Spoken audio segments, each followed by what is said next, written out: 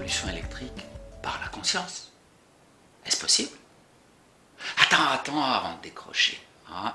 D'abord, je suis ingénieur en électricité, dûment diplômé par une grande école polytechnique suisse. J'ai une pratique professionnelle de 25 ans dans la matière, dans le développement, dans l'industrie.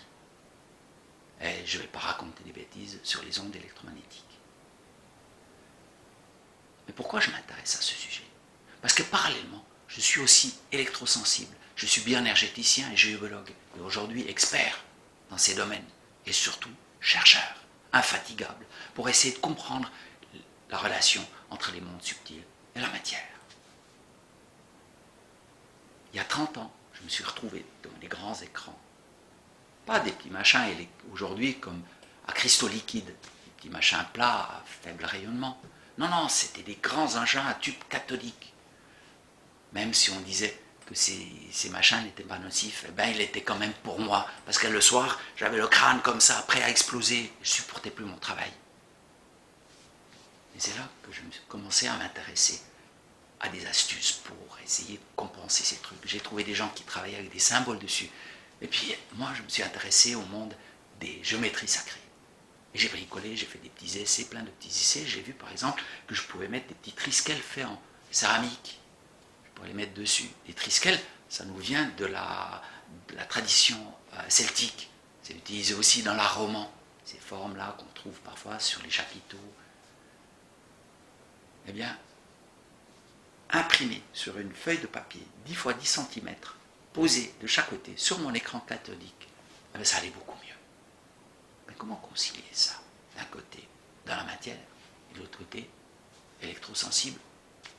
Et puis, en train de me retrouver avec des trucs qui ont des effets sur les plans subtils. Ben, c'est toute ma recherche, à essayer de comprendre quelle est la relation, et surtout, comment on peut mieux vivre dans notre monde. Je ne suis pas reclus, je vis avec mon téléphone, avec mes ordinateurs, avec la vidéo, je vis avec tout ça et je vis bien. Donc il fallait que je comprenne comment vivre avec ça, puisque je suis sensible. Bien sûr qu'il y a les personnes hypersensibles, celles qui sont allergiques à l'électricité, qui développent plein de symptômes secondaires.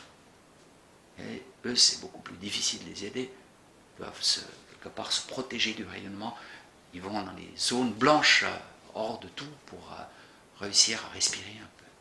Mais toi et moi, on vit dans le monde et on veut que ces engins qu'on utilise tous les jours, au lieu de nous pomper, ben, ils nous donnent la joie de vivre. Ce serait l'idéal.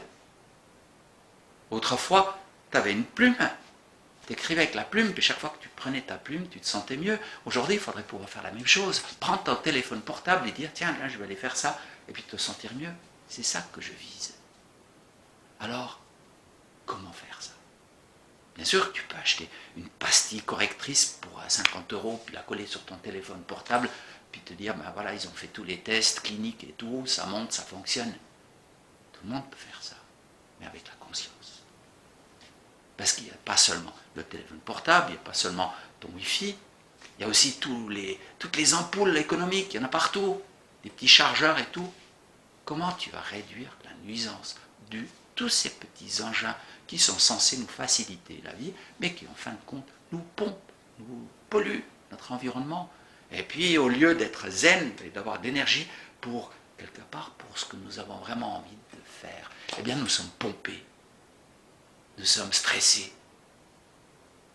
Agir sur la pollution électrique, c'est aussi agir pour une meilleure vie, pour plus de conscience, plus de spiritualité, plus de temps de présence.